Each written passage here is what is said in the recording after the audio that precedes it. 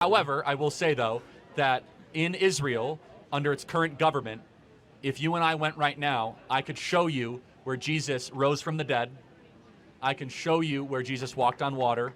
I can show you where Jesus preached the Mount of the Beatitudes. I cannot right now safely bring you to the Hall of the Patriarchs in Hebron, the Hall of Abraham, Isaac, and Jacob, and Sarah, Rebecca, and Leah, because that is largely under Palestinian control. There's one sliver controlled by the Israeli government. So there's two sides to this, and insofar that we are allowed as Christians access to the holy sites, and then I'm not going to win you on the other one, which is I do believe that Israel has a place in God's final plan, but I'm not going to win you over on that. So. I mean, I just believe that, like from reading the Bible, when Jesus is referring to Israel, he is referring to people that follow him.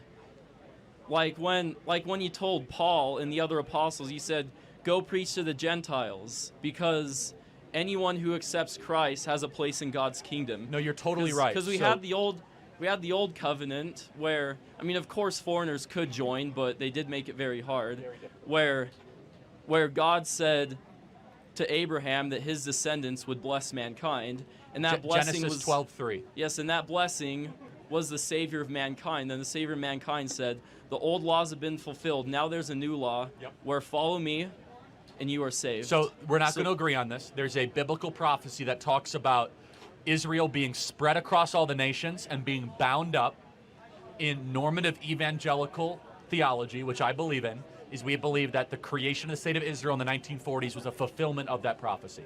We're not going to agree on that, right? I'm a Latter-day Saint. No, that's fine. I know, we're not going to agree on it. But, hey, I will say, though, the LDS, they have an amazing church in Jerusalem. You should visit it sometime.